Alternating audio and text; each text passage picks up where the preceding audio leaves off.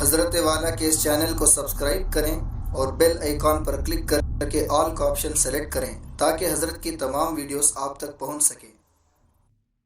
شگفتگی دکھا کر کے چلے گئے، شگفتہ مزاج شاعر اپنی شگفتگی دکھا کر کے چلے گئے، لطف بہار بن کے لبھا کر چلے گئے۔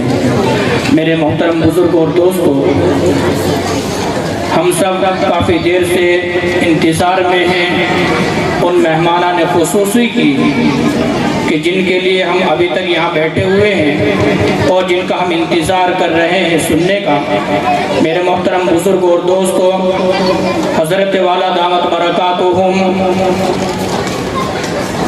کی نسبت کا اندازہ تو صرف اس سے لگا لیجئے کہ حضرت پیر ذوالفقار صاحب دامت برکاتہم العالیہ نے حضرت والا کو خلافت سے نوازا اور پھر ماشاءاللہ شہر ممبئی کے لیے، اسی طرح سے شہر ممبئی کے باہر بھی حضرت والا کے جو بیانات ہوتے ہیں اور ان سے لوگ مستفید ہوتے ہیں اور ان کے دلوں کے اندر جو نورانیت آتی ہے اور ہم سب بھی اسی نورانیت کے لیے یہاں پر اس وقت موجود ہیں۔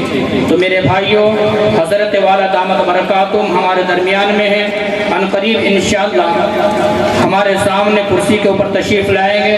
حضرت والا کو میں دعوت دوں گا، حضرت مولانا طلحہ صاحب دامت برکاتہم نقشبندی، شہنشاہ بلاغت چلے آئیے، شہنشاہ بلاغت چلے آئیے، تاجدار فصاحت چلے آئیے، لے کے گلزار طیبہ کی مہک مشک بار کتابت چلے آئیے۔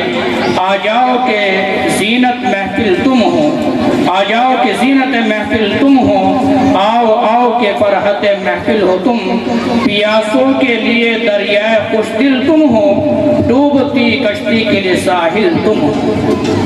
حضرت مولانا طلحہ صاحب دامت برکاتہم نقشبند۔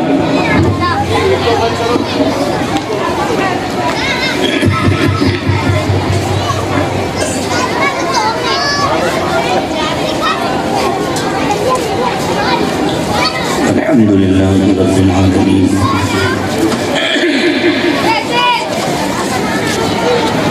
والصلاة والسلام على سيدنا محمد سيد الأولين والآخرين وعلى آله وأصحابه أجمعين، أما بعد فأعوذ بالله من الشيطان الرجيم، بسم الله الرحمن الرحيم، لله ما في السماوات وما في الأرض، وإن تبدوا ما في أنفسكم أو تخفوه يحاسبكم به الله، فيغفر لمن يشاء ويعذب من يشاء، والله على كل شيء قدير۔ سبحان ربك رب العزة عما يصفون، وسلام على المرسلين، والحمد لله رب العالمين۔ اللهم صل على سيدنا محمد وعلى آل سيدنا محمد وبارك وسلم۔ اللهم صل على سيدنا محمد وعلى آل سيدنا محمد وبارك وسلم۔ اللهم صل على سيدنا محمد وعلى آل سيدنا محمد وبارك وسلم۔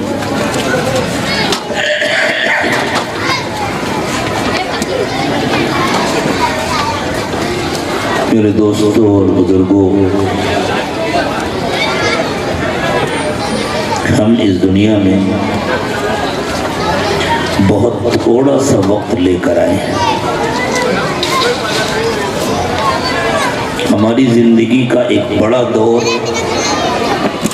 اس دنیا میں آنے سے پہلے گزر چکا ہے، اور ہماری زندگی کا سب سے بڑا دور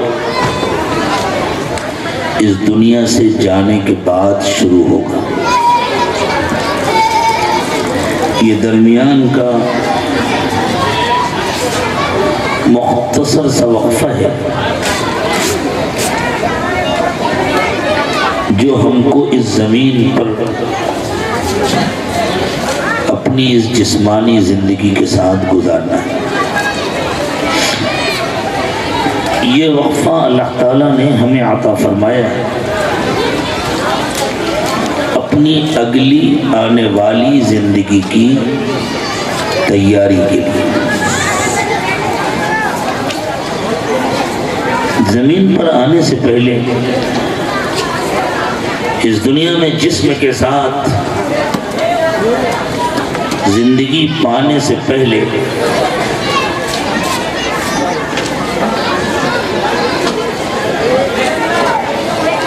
کیا ہو آپ لوگ ادھر متوجہ ہو جائیں۔ بھائی مجمع سے ہماری درخواست ہے کہ متوجہ رہیں، حضرت والا بیان کر رہے ہیں، وہ لوگ اپنا کام کرتے رہیں گے، آپ حضرات متوجہ رہیں۔ آپ حضرات ادھر توجہ رکھیں، تو ہو جائے گا، ٹھیک ہو جائے گا انشاءاللہ۔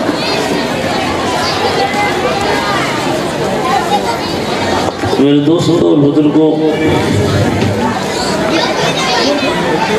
اس زمین پر ہمارے آنے سے پہلے ہماری زندگی کا ایک بڑا طویل عرصہ گزرا ہے،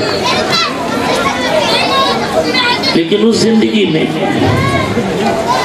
ہماری اس قسم کی ذمہ داریاں نہیں تھیں جیسی اب ہیں۔ اسی دور کی زندگی کا اللہ تعالیٰ نے قرآن پاک میں تذکرہ کیا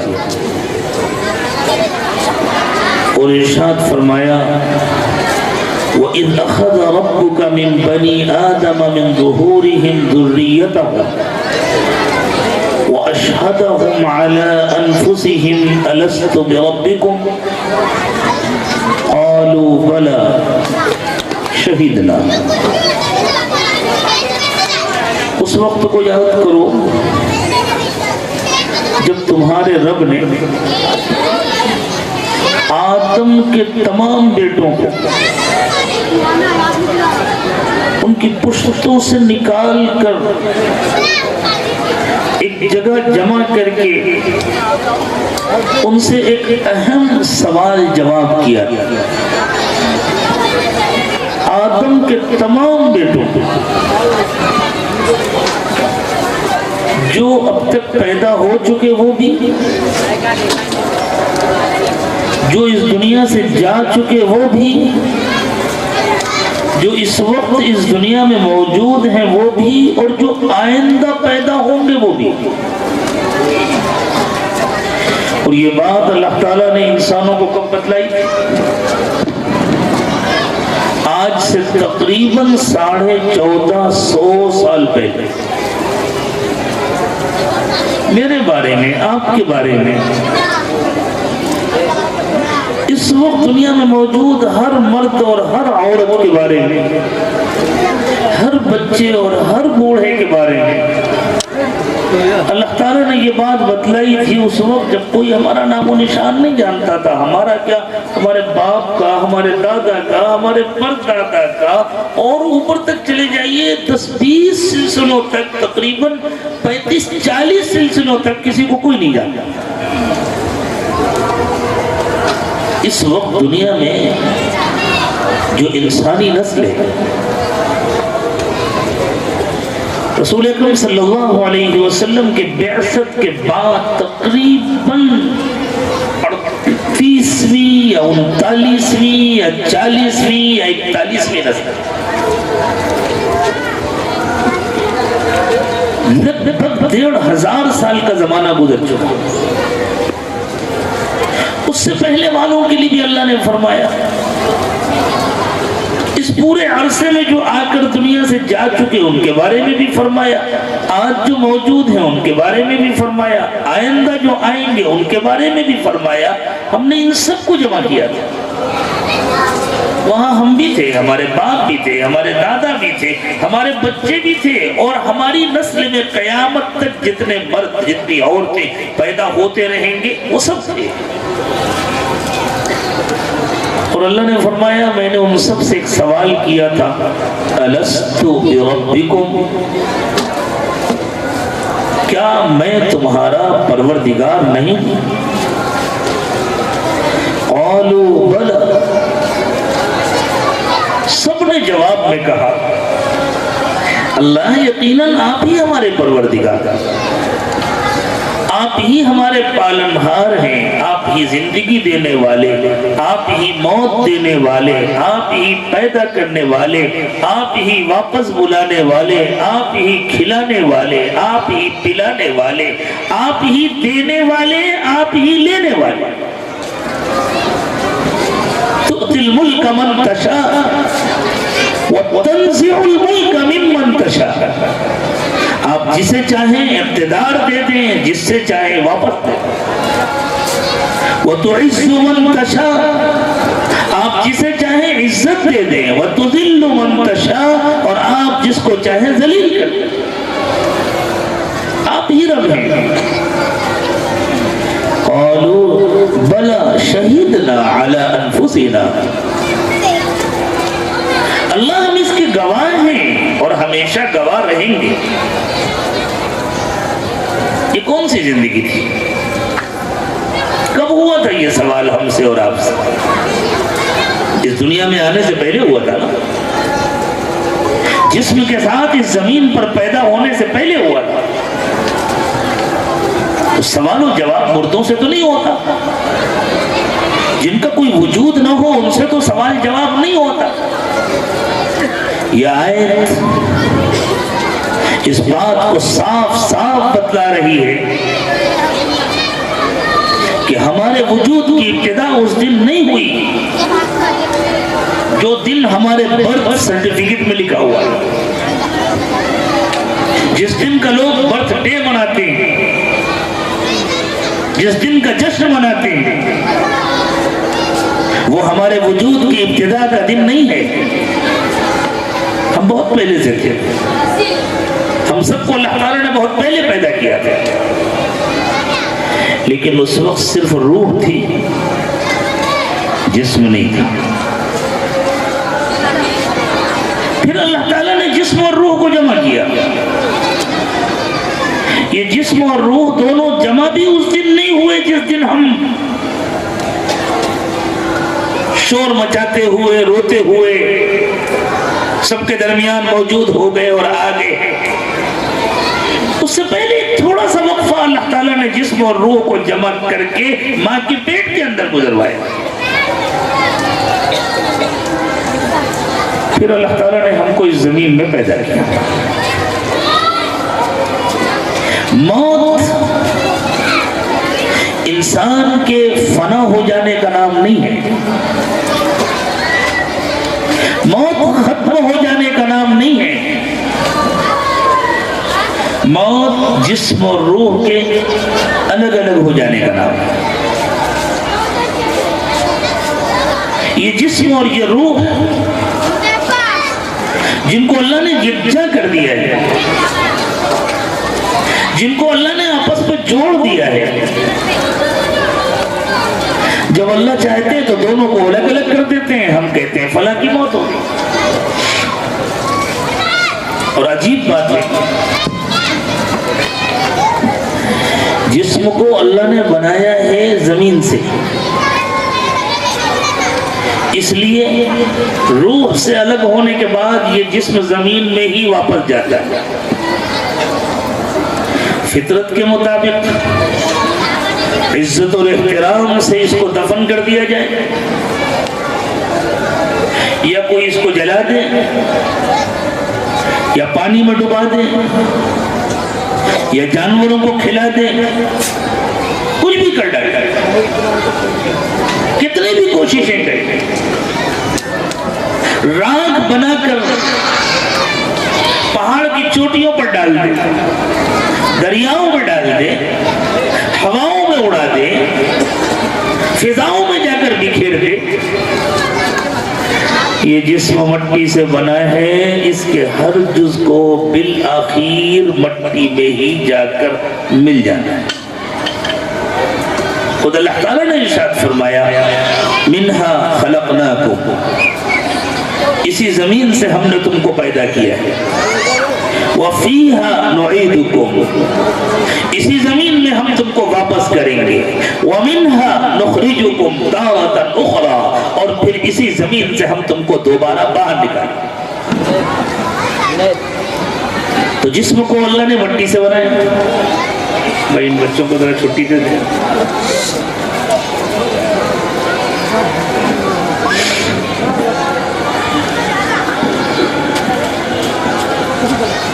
جاؤ بیٹا تم بھی جاؤ۔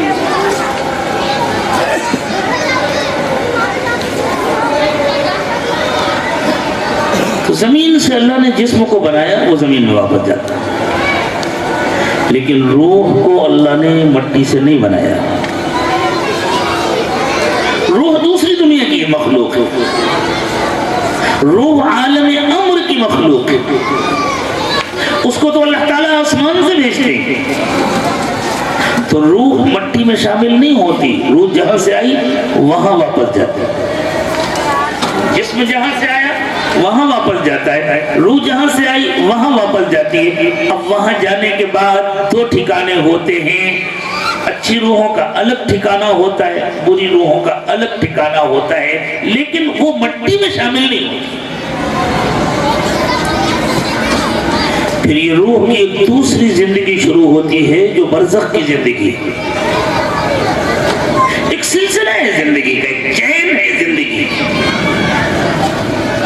جس کی ایک کڑی دوسری کڑی سے اس طرح ملی ہوئی ہے جیسے چین کی کڑیاں آپس میں ایک دوسرے سے ملی ہوتی ہیں۔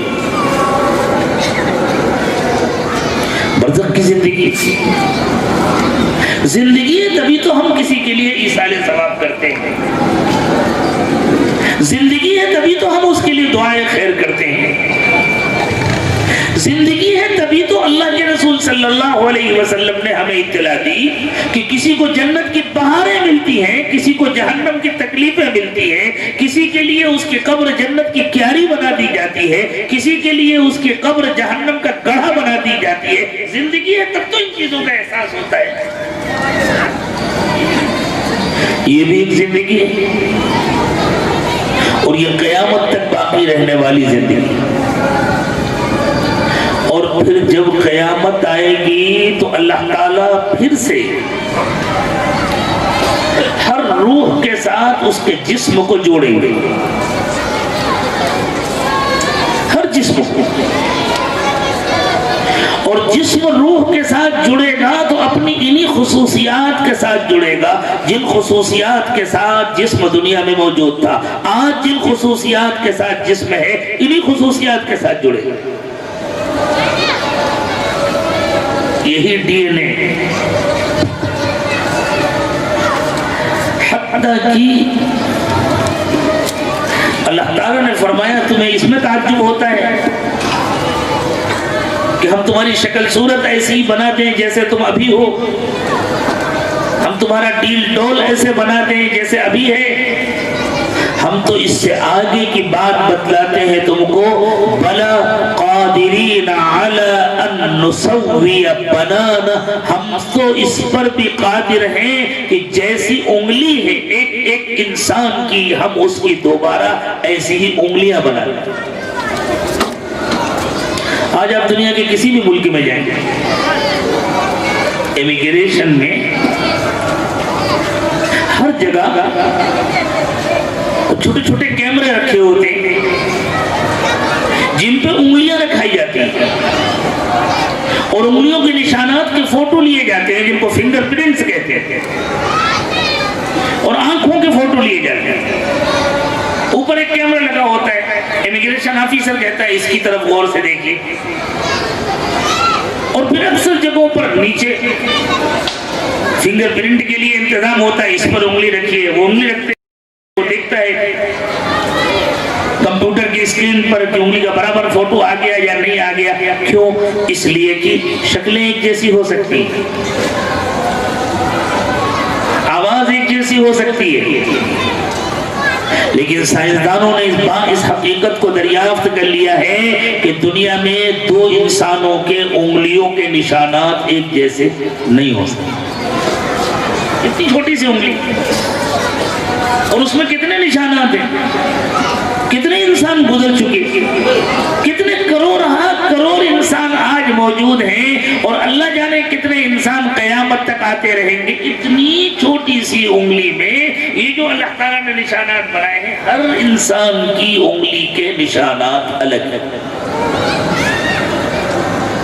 اور ان نشانات کے ذریعے انسان کی شناخت کی جا سکتی ہے، انسان کو پہچانا جا سکتا ہے۔ ہم نے اپنے بزرگوں سے ایک واقعہ سنا، بڑا مزیدار واقعہ۔ ہمارے بعض بزرگ جس زمانے میں مسلم یونیورسٹی علی گڑھ میں پڑھتے تھے تو انہوں نے بتلایا کہ اس زمانے میں علی گڑھ میں 2 سگے بھائی تھے جن کو الگ الگ کر کے پہچان لینا شاید ماں باپ کے علاوہ دوسروں کے لیے بہت مشکل ہوتا ہے۔ ایک ہی قد، ایک ہی شکل صورت، ایک ہی جیسی آواز، اور دونوں ایک ہی جیسا لباس بھی پہنتے تھے۔ تو بعض ہوٹل ہوتے ہیں نا جن کا سسٹم یہ نہیں ہوتا کہ آپ نے کتنا منگایا اور کیا کیا کھایا، ان کا سسٹم یہ ہوتا ہے فی کس اتنے پیسے لگیں گے، آپ دے دیجئے، جتنا دل چاہے کھا لیجئے۔ ہمارے ایک بزرگ جو زمانے میں علی گڑھ میں پڑھتے تھے انہوں نے بتلایا کہ وہ لوگ کبھی کبھی ایسے ہوٹلوں میں جاتے تھے، دے کرتے تھے، ایک بھائی اندر گیا، وہ پیٹ بھر کے کھاتا اور اس کے بعد کہتا ذرا میں استنجا کر کے ابھی آتا ہوں، ٹھیک ہے، اور وہ استنجا کے بہانے باہر نکلتا، تھوڑی دیر کے بعد دوسرا آ جاتا، ہوٹل میں کوئی بھیجا نہیں پاتا تھا۔ یہ 2 الگ الگ ہیں، اور ایک خوراک کے پیسے دے کے 2 آدمی پیٹ بھر کے کھاتے تھے۔ میں یہ نہیں کہہ رہا کہ وہ جائز کرتے تھے، جو کرتے تھے وہ تو یقیناً غلط ہے، اور کوئی پہچانے یا نہ پہچانے، اللہ تو سب کو پہچانتے ہیں، لیکن شکلیں اتنی مشابہ ہو سکتی ہیں، آوازیں اتنی مشابہ ہو سکتی ہیں، لیکن ان کی بھی انگلیوں کے اگر فوٹو لیے جاتے ہیں تو دونوں کی انگلیوں کے نشانات الگ الگ ہوتے ہیں۔ انگلیوں کا نشان ہر انسان کا الگ ہوتا ہے۔ یہ بات کس کو معلوم تھی اس زمانے میں جس زمانے میں قرآن نازل ہو رہا تھا؟ پروردگار عالم نے ارشاد فرمایا بلا قادرین علی ان نسوی بنانا، ہم تو اس پر قادر ہیں ایک ایک پور کو ایسے ہی بنا دیں جیسے آج ہے، اسے بنائیں گے اللہ۔ رسول اکرم صلی اللہ علیہ وسلم نے بڑی عجیب بات ارشاد فرمائی، اللہ اکبر۔ آج کی تو موجودہ سائنسی تحقیقات روزانہ اسلام کے لیے نئے دلائل فراہم کر رہی ہیں۔ حضرت محمد صلی اللہ علیہ وسلم کی نبوت کے لیے، آپ کی سچائی کے لیے روزانہ وہ لوگ جو آپ کو نہیں مانتے ان کے ذریعے اللہ تعالیٰ نئے نئے دلائل فراہم کر رہے ہیں۔ حضور اکرم صلی اللہ علیہ وسلم نے یہ بات ارشاد فرمائی کہ جب جسم اور روح الگ الگ ہو جاتے ہیں، جس کو ہم موت کہتے ہیں، اور جسم کو زمین میں دفن کر دیا جاتا ہے، عام طور سے اس زمانے میں دفن ہی کیا جاتا ہے، اور سارا جسم سڑ کر گل کر ختم ہو جاتا ہے، تو ریڑھ کی ہڈی کا ایک آخری کنارہ ہے جو بہت چھوٹا ہوتا ہے، آسانی سے نظر نہیں آتا، وہ باقی رہتا ہے، وہ ختم نہیں ہو سکتا، اور اللہ تعالیٰ اسی کے ذریعے ہر انسان کے جسم کو دوبارہ بنا دے۔ آج کی جدید سائنسی تحقیق یہ ہے کہ ہڈی کا وہ آخری کنارہ، اس کو کوشش کی گئی اس زمانے جو بڑے بڑے پریس ہوتے ہیں نا جن میں لوہا پیٹا جاتا ہے، جن کا اپنا بڑا وزن ہوتا ہے، جن میں بڑی بڑی ڈائیاں چلتی ہیں، ان میں رکھ کر کے بہت وزنی لوہے کے ٹکڑوں کے ذریعے اس کو گھنٹوں کوٹا گیا کہ یہ ٹوٹ جائے، ختم ہو جائے، وہ نہیں ٹوٹا۔ اور پتہ ہے یہ جو ویلڈنگ کی آگ ہوتی ہے کتنی تیز ہوتی ہے، بڑے بڑے لوہے کے گاٹر اس سے کاٹ دیے جاتے ہیں، موٹے سے موٹے لوہے کی سل ہو، وہ جو طاقتور آگ کی لو ہوتی ہے اس کو دیر تک دکھایا جائے تو وہ لوہا کٹ کر ختم ہو جاتا ہے. ایک محقق نے اس آگ کے سامنے ریڑھ کی ہڈی کے اس آخری سرے کو 5 گھنٹے تک رکھا اور اس پر کوئی فرق نہیں پڑا. 5 گھنٹہ یمن کے ایک محقق نے یہ کوشش کی. اس کو ختم کیا ہی نہیں جا سکتا, اس کو فنا نہیں کیا جا سکتا. اور آج سائنسداں جو کہتے ہیں کہ اس کے ذریعے سے انسان کی پوری زندگی کے حالات کہ وہ کیسا تھا, اس کو کیا کیا بیماریاں تھیں اور اس کی شکل صورت کیسی تھی, اس کا مزاج کیسا تھا, اس سب کو جانا جا سکتا ہے اور اس کے ذریعے سے اس کا مثل انسان بنایا جا سکتا ہے. اللہ, کس نے بتلائی تھی یہ بات؟ رحمت دو عالم سیدنا محمد رسول اللہ صلی اللہ علیہ وسلم نے کب, جب کسی کو کچھ نہیں معلوم.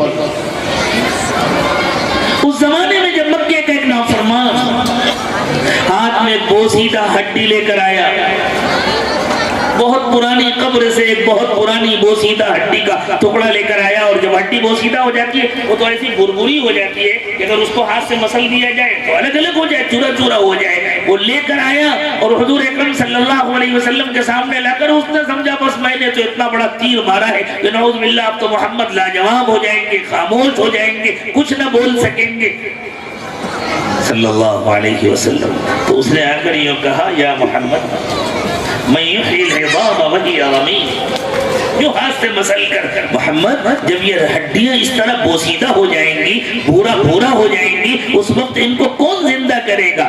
قل یحییھا الذی انشأھا اول مرہ وہو بکل خلق علیم. اللہ تعالیٰ نے ارشاد فرمایا, اے میرے پیارے محبوب محمد صلی اللہ علیہ وسلم, آپ فرما دیجئے, اس سے پوچھو یہ خود سے پیدا ہوئی تھی یا اس ہڈی کو کبھی کسی نے بنایا تھا؟ جس نے پہلی مرتبہ بنایا تھا وہی پیدا کرے گا. وہو بکل شیء علیم, اور وہ ہر چیز کو خوب جانتا ہے. آج سائنسداں کہتے ہیں کہ پوری انسانی زندگی کا, اس کے حالات کا پورا ریکارڈ تو ریڑھ کی ہڈی کے اس کنارے میں اللہ تعالیٰ نے محفوظ رکھا.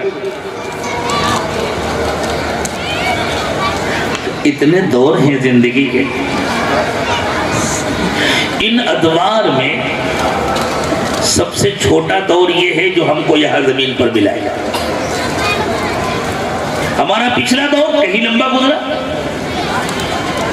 سوچیں, حضرت آدم کو جب اللہ تعالیٰ نے پیدا کیا, جب اللہ نے ساری روحوں کو بنایا, حضرت آدم کو جسم تو بعد میں عطا فرمایا, جب اللہ نے ساری روحوں کو بنایا اس وقت ہم کو اور آپ کو بھی بنایا, ہماری روح کو بھی بنایا, آپ کی روح کو بھی بنایا. جب سے اب تک کتنا زمانہ گزر چکا ہے, حضور کی پیدائش کے بعد سے اب تک تقریباً 1450 سال گزر چکے. تو حضرت آدم سے لے کر اب تک کتنا زمانہ گزر چکا, اتنا زمانہ وہ گزر چکا, اور ابھی قیامت کے آنے میں کتنا وقت باقی ہے اللہ کو معلوم ہے. جب ہم مر کر چلے جائیں گے پھر قیامت تک ہمیں برزخ کی زندگی گزارنی ہے, اور پھر قیامت کے بعد جب اللہ جسم اور روح کو دوبارہ جمع کریں گے اس کے بعد ہمیشہ ہمیش کی زندگی عطا فرمائیں گے. وہ زندگی اللہ کے مہمان خانے میں گزرے, جنت کی نعمتیں ملے, یا اللہ کے قید خانے میں گزرے, جہنم کی سزائیں ملے, لیکن وہ زندگی بھی ہمیشہ ہمیش کی زندگی ہوگی.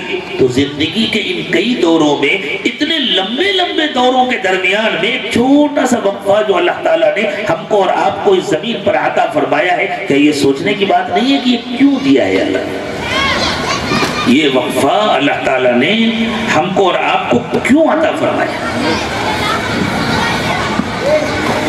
اللہ میرے دوستو, یہ وقفہ اللہ نے ہم کو اس لیے دیا ہے کہ ہم اپنی آخرت کی فکر کریں, ہم اپنے اللہ کو راضی کریں,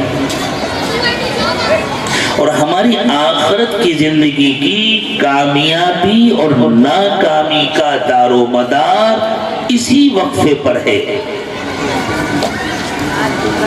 جب ہم اللہ کے پاس جائیں گے ہمارا حساب ہوگا, ہم سے اللہ پوچھیں گے تم کیسی زندگی گزار کر آئے ہو, اور جھوٹ بولنے کا کوئی چانس نہیں ہوگا. دنیا میں تو ہم خوب جھوٹے بیانات دے لیتے ہیں,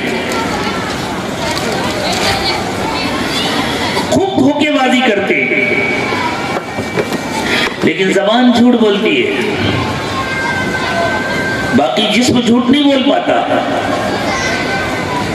اسی لیے اس زمانے میں جھوٹ پکڑنے کی مشینیں بن گئی. کیسے پکڑتی ہیں وہ جھوٹ؟ جب انسان سچ بول رہا ہوتا ہے تو اس کے دل کی دھڑکن نارمل ہوتی ہے، اس کی نفس کی حرکت بالکل معتدل ہوتی ہے. لیکن جیسے ہی انسان جھوٹ بولتا ہے، چاہے جتنی کامیابی سے بولے، چاہے جتنی مہارت سے بولے، چاہے سننے والا جتنا دھوکے میں آ جائے، لیکن جیسے ہی انسان جھوٹ بولتا ہے اس کے دل کی دھڑکن بدل جاتی ہے، اس کے نبض کی رفتار بدل جاتی ہے. تو اب ایسی مشینیں بنا دی گئی ہیں جو دل کی دھڑکن کو جانتی ہیں اور پھر بیان لیا جاتا ہے، اور وہ جو دیکھتی ہیں کہ دل کی دھڑکن معتدل ہے، نارمل ہے یا ان نارمل، اب نارمل. تو دیکھیں زبان جھوٹ بولتی ہے، دل جھوٹ نہیں بول پاتا. اللہ تعالیٰ نے فرمایا ہم قیامت کے دن جب تمہارا حساب لیں گے تو تمہاری زبانوں کو بولنے کا موقع نہیں دیں گے. اليوم نختم على افواہہم، ہم زبانوں پر مہر لگا دیں گے. وَتُكَلِّمُنَا أَيْدِيهِمْ، ہاتھ ہم سے بولیں گے. وَتَشْهَدُ أَرْجُلُهُمْ، پیر گواہی دیں گے. بِمَا كَانُوا يَكْسِبُونَ، جو کچھ کیا کرتے تھے سب بتلائیں گے. ہاتھ بولیں گے، پیر بولیں گے.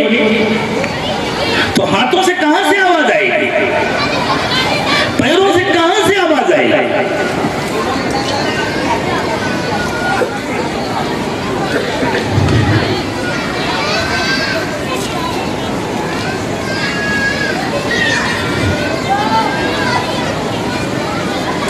جس طرح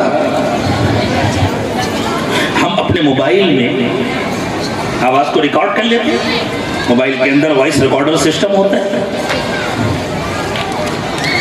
پہلے تو بڑا جتن کرنا پڑتا تھا، ٹیپ ریکارڈ میں اس کی ریل ہوتی تھی، اس کی ٹیپ ہوتی تھی، اس پر ایک مسالہ لگا ہوا کرتا تھا اور اس پر آوازیں ریکارڈ کی جاتی تھی. اب تو ماشاءاللہ وائس ریکارڈ میں ایسے آ گئے اور ہر موبائل کے اندر تقریباً وائس ریکارڈنگ سسٹم ہوتا ہے، سب کچھ ریکارڈ ہو جاتا ہے. تو جس طرح موبائل میں آوازیں ریکارڈ ہو جاتی ہیں، جس طرح کمپیوٹر میں آوازیں ریکارڈ ہو جاتی ہیں، جس طرح پین ڈرائیو میں آوازیں ریکارڈ ہو جاتی ہیں، جس طرح وائس ریکارڈر میں آوازیں ریکارڈ ہو جاتی ہیں، جس طرح کیسٹ کی ٹیپ پر آوازیں ریکارڈ ہو جاتی ہیں، سائنسداں کہتے ہیں بالکل اسی طرح انسانوں کی کھال پر ہر آواز ریکارڈ ہوتی ہے. یہ گفتگو ہماری ہر جتنے لوگ سن رہے ہیں سب کی کھالوں پر ریکارڈ ہو رہی ہے. اور اگر انسانوں کے پاس ایسی مشین ہو جس کے ذریعے ان آوازوں کو اخذ کیا جا سکے، لیا جا سکے، تو ہم کسی مجلس سے اگر ہم اٹھ کر آئے ہیں تو اس مجلس میں ہونے والی پوری گفتگو ہمارے جسم کی کھال سے سنی جا سکتی ہے. یہ اس زمانے میں ممکن ہو گیا ہے. کب معلوم ہوئی یہ بات انسانوں کو؟ ابھی پچھلی صدی میں معلوم ہوئی، 20ویں صدی میں. اس سے پہلے کسی کو نہیں معلوم. 200 سال پہلے، 500 سال پہلے، 1000 سال پہلے، 1500 سال پہلے دنیا میں کسی کو معلوم تھی؟ معلوم تھی، ایمان والوں کو معلوم تھی. ان کا علم تفصیلی نہیں تھا لیکن اللہ تعالیٰ نے ان کو بتلایا تھا. اللہ فرماتے ہیں تمہیں پتہ ہے جب قیامت کے دن ہم ہاتھوں اور پیروں کو گویائی دیں گے اور وہ بولنا شروع کریں گے تو آوازیں کہاں سے نکلیں گی؟ وَقَالُوا لِجُلُودِهِمْ لِمَ شَهِدْتُمْ عَلَيْنَا، لوگ اپنی کھالوں سے کہیں گے، کہہ رہے اللہ ہاتھ گواہی دیں گے. وَتُكَلِّمُنَا أَيْدِيهِمْ، ان کے ہاتھ ہم سے بات کریں گے. وَتَشْهَدُ أَرْجُلُهُمْ، ان کے پیر گواہی دیں گے. لیکن پلٹ کر انسان کس سے کہے گا؟ ہاتھوں سے نہیں کہے گا. یوں نہیں فرمایا انسان اپنے ہاتھوں سے کہے گا، انسان اپنے پیروں سے کہے گا. وَقَالُوا لِأَيْدِيهِمْ وَقَالُوا لِأَرْجُلِهِمْ وَقَالُوا لِأَجْسَادِهِمْ وَقَالُوا لِأَبْدَانِهِمْ. کیا عربی میں الفاظ کی کمی ہے؟ نہیں، اللہ نے یوں نہیں فرمایا وہ اپنے ہاتھوں سے کہیں گے، وہ اپنے پیروں سے کہیں گے. وہ اپنے جسموں سے کہیں گے، وہ اپنے بدن سے کہیں گے. فرمایا وَقَالُوا لِجُلُودِهِمْ، وہ اپنی کھالوں سے کہیں گے لِمَ شَهِدْتُمْ عَلَيْنَا، تم نے ہمارے خلاف کیوں گواہی دی؟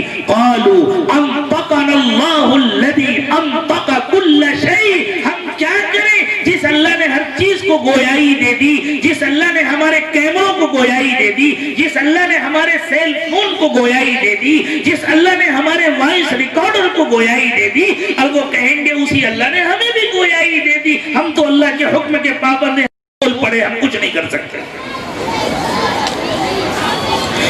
ہمیں ایسا حساب دینا ہے میرے دوستو اللہ کے پاس جا کر. یہ حساب کس چیز کا ہوگا؟ یہ ہے آخری اور سب سے اہم سمجھنے والی بات.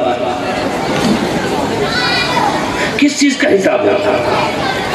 یہ صرف ہمارے آنکھ کے دیکھنے کا حساب نہیں ہوگا، یہ صرف ہمارے زبان کے بولنے کا حساب نہیں ہوگا، یہ صرف ہمارے کانوں کے سننے کا حساب نہیں ہوگا، یہ صرف ہمارے پیروں کے چلنے کا حساب نہیں ہوگا، یہ صرف ہمارے منہ کے کھانے پینے کا حساب نہیں ہوگا، یہ صرف ہمارے ہاتھ سے کوئی کام کرنے کا حساب نہیں ہوگا.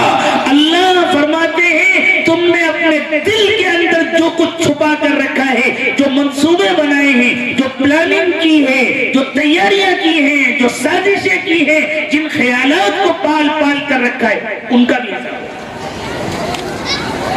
للہ ما فی السماوات وما فی الارض،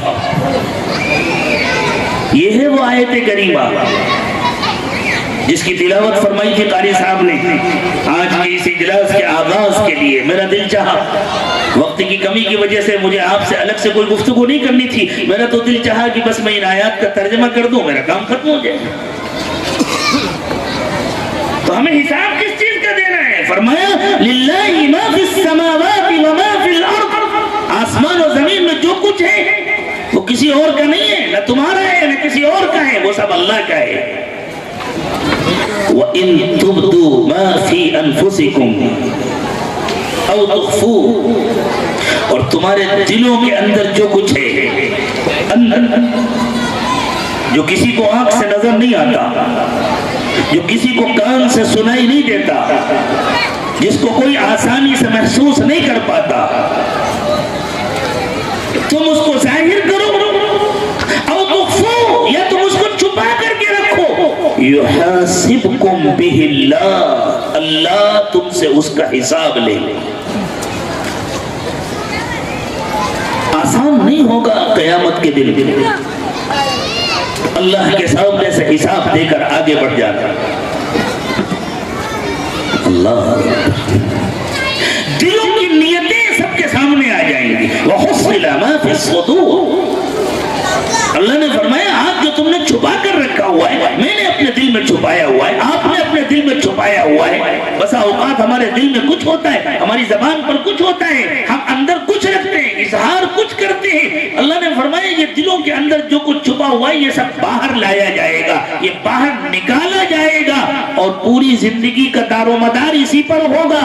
زندگی کے اعمال کی قیمت اسی سے متعین ہوگی. انما الاعمال بالنیات، اللہ کے رسول صلی اللہ علیہ وسلم نے فرمایا تمہاری زندگی بھر کے جو اعمال ہیں ان کی قیمت متعین ہوگی تمہاری نیتوں سے جوڑنے کے بعد. یہ سب باہر نکالا جائے گا، اور باہر نکال کر ان نیتوں کو، دل کی ان کیفیتوں کو، دل کے ان حالات کو اللہ تعالیٰ اعمال کے ساتھ جوڑ دیں گے، اور جوڑ کر اعمال نامہ ہمارے حوالے کر دیں گے. اب خود پڑھ لو اور اپنا فیصلہ خود کر لو. اقرأ کتابک کفا بنفسک اليوم علیک حسیبا، اپنا نامہ اعمال خود پڑھ لو اور اپنا خود حساب کر لو. تم خود بتلا دو کہ ہمیں جنت میں جانا ہے یا جہنم میں جانا ہے. اللہ اتنا مشکل ہے میرے دوستو. لوگ آسان سمجھتے ہیں مسلمان ہونا، آخرت میں کامیاب ہونا آسان نہیں ہے. اللہ ہمارے اعمال کو بھی درست فرمائے، ہمارے افکار و عقائد کو بھی درست فرمائے، ہمارے دل کے جذبات کو بھی اللہ تعالیٰ پاکیزہ بنا. اس کے لیے ضروری ہے کہ ہم اپنے ایک ایک بچے کی فکر کریں کہ ہمارا ہر بچہ سب سے پہلے مسلمان بنے، وہ ملک کا بہت اچھا شہری بنے، وہ بہت ترقی یافتہ بنے، وہ بہت اچھا تاجر بنے، وہ بہت اچھا ملازم بنے، وہ بہت اچھا پیشہ ور بنے۔ آپ کسی بھی پیشے میں اس کو ڈالنا چاہتے ہو، لیکن اصل میں زندگی اللہ تعالیٰ نے دی ہے آخرت کی تیاری کرنے کے لیے۔ ضروری ہے کہ ہمارا بچہ اللہ کا بہت اچھا بندہ بنے، حضرت محمد صلی اللہ علیہ وسلم کا بہت اچھا امتی بنے، بہت اچھا مسلمان بنے۔ میرے دوستو، اس کا دل بہت اچھا ہو، جیسے اس کا ظاہر بہت اچھا ہے، اس کا باطن بہت اچھا ہو، جیسے اس کے بول بہت اچھے ہیں، جیسے اس کا لباس بہت اچھا ہے، جیسے اس کو ہم نے اٹھنا بیٹھنا سکھایا، اس کے دل کا حال بھی بہت اچھا ہو، اس کے جذبات بھی بہت اچھے ہوں، اس کی تمنائیں بھی بہت اچھی ہوں، اس کا دل گندگیوں سے پاک و صاف ہو۔ یہ مدارس، یہ مکاتب اسی لیے تو ہیں کہ یہ ہمارے بچوں کو اچھا انسان بناتے ہیں۔ جیسے ڈسپنسری میں، جیسے کسی اسپتال میں ہمارے جسم کا علاج ہوتا ہے تاکہ ہم صحت مند انسان بنے، ہماری روح کا علاج ہوتا ہے تاکہ ہم ایک صحت مند مسلمان بنے۔ ورنہ کیسے حساب دے سکیں گے اللہ کے پاس؟ اور اس کے لیے ضروری ہے مردوں کے لیے بھی عورتوں کے لیے بھی بہت توجہ کے ساتھ سننے کی یہ بات ہے، ضروری ہے کہ آپ اپنے گھروں کا ماحول بھی اچھا بنائیں، آپ اپنے گھروں کو بھی گناہوں سے پاک و صاف کریں۔ ایک طرف ان استاذوں کی محنت، دوسری طرف گھر کے اندر آپ کی محنت۔ اس کے بعد بھی اگر ہمارا بچہ بہت اچھا انسان بن گیا تو یہ اللہ تعالیٰ کا خصوصی فضل اور خصوصی احسان ہوگا، اس لیے کہ شیطان نے بھی اپنا پورا زور لگا رکھا ہے اور دنیا فتنوں سے بری ہوئی ہے۔ ہمارا کام ہے کہ ہم اپنی کوشش کریں، کامیاب کرنا اللہ کا کام ہے۔ سب کو حساب دینا ہے، مجھے بھی لینا ہے، آپ کو بھی لینا ہے، ہمارے بچوں کو بھی لینا ہے۔ ہمارے ننھے منھے بچے جو آج ہماری گود میں پل رہے ہیں، کل کو انشاءاللہ وہ بڑے ہوں گے، جوان ہوں گے، بالغ ہوں گے، ذمہ دار ہوں گے، ان کو بھی تو اللہ کے پاس جانا ہے، ہر ایک کو اللہ کے پاس جانا ہے۔ ہمیں اپنی بھی فکر کرنی چاہیے، اپنی آنے والی نسلوں کی فکر کرنی چاہیے۔ اللہ ان مدارس کو، ان مکاتب کو باقی رکھے، سلامت رکھے، ان کا خوب تعاون کریں، بچوں کو بھیج کر بھی تعاون کریں، ان کی اور جو ضروریات ہو ان کی فکر کریں، اور یوں سمجھیں کہ یہ ہماری نسلوں کی تعمیر کے مراکز ہیں، اور ہر وقت اس کی فکر کریں۔ میرے دوستو، ایک بات اور سمجھیں، جانا تو اللہ کے پاس سب کو ہے، لیکن فطری طور پر جو فطرت کی ترتیب ہے اس کے حساب سے بوڑھوں کو بچوں کے مقابلے میں پہلے جانا ہے، ماں باپ کو بچوں کے مقابلے میں پہلے جانا ہے، عام طور سے کی فطری ترتیب ہے۔ تو صرف اتنا کافی نہیں ہے کہ ہم اپنے بچوں کو مدرسے میں بھیج دیں، صرف بچوں کو تھوڑی اللہ کے پاس حساب دینا ہے، ہمیں بھی تو حساب دینا ہے۔ ہم اپنی بھی فکر کریں، اپنی زندگی بھی اچھی بنائیں اور کریں۔ اس آیت کو نوٹ کر لیں، آپ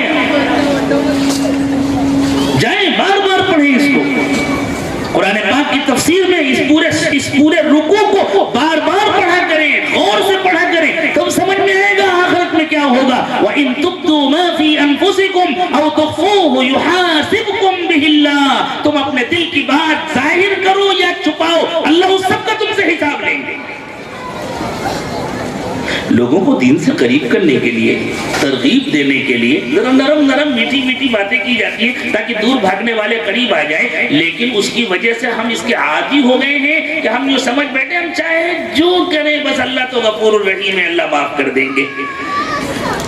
شاید اس طرح ہم اللہ کا حق نہیں ادا کر رہے۔ وما قدر اللہ حق قدرہ، لوگوں نے اللہ کو پہچانا نہیں۔ والارض جميعا قبضته يوم القيامة والسماوات مطويات بيمينه، تمہیں پتہ ہے اللہ کون ہے؟ قیامت کے دن پوری زمین اللہ کی مٹھی میں ہوگی، آسمان لپٹے ہوئے اللہ کے دائنے ہاتھ میں ہوں گے۔ کیا مطلب ہے اللہ کے دائنے ہاتھ کا؟ اللہ کو معلوم۔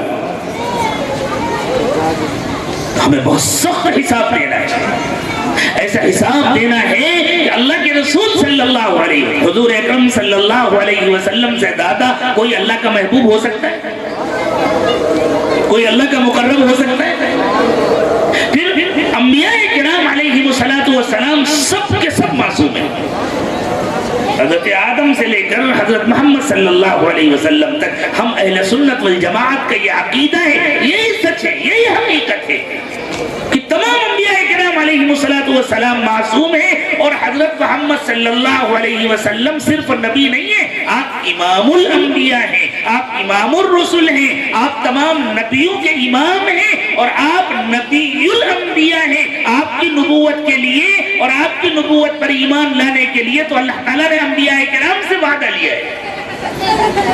وَإِذَا أَخَذَ اللَّهُ مِيثَاقَ النَّبِيِّينَ لَمَا آتَيْتُكُم مِّن كِتَابٍ وَحِكْمَةٍ ثُمَّ جَاءَكُمْ رَسُولٌ مُصَدِّقٌ لِّمَا مَعَكُمْ لَتُؤْمِنُنَّ بِهِ وَلَتَنصُرُنَّهُ قَالَ أَأَقْرَرْتُمْ وَأَخَذْتُمْ عَلَى ذَلِكُمْ إِصْرِي قَالُوا أَقْرَرْنَا قَالَ فَاشْهَدُوا وَأَنَا مَعَكُمْ مِنَ الشَّاهِدِينَ۔ اتنا موقع نہیں ہے کہ میں اس آیت کی تشریح کروں، لیکن علماء جانتے ہیں کہ اس آیت کریمہ میں اللہ تعالیٰ نے انبیاء کرام علیہ السلام سے حضرت محمد صلی اللہ علیہ وسلم کی نبوت پر ایمان لانے اور اس کا اقرار کرنے کا وعدہ لیا ہے۔ تو آپ تو نبی الانبیاء ہیں، آپ تو رسول الرسل ہیں، آپ تو امام الانبیاء والرسل ہیں، لیکن حساب کے بارے میں جب آپ اللہ تعالیٰ سے دعا مانگتے تھے، رو رو کر بلک بلک کر آنسو بہا بہا کر ہاتھ اٹھا کر آپ کہتے تھے اللہم حاسبنی حسابا یسیرا، اللہم حاسبنی حسابا یسیرا، پروردگار عالم میرا آسان حساب لے لیجئے۔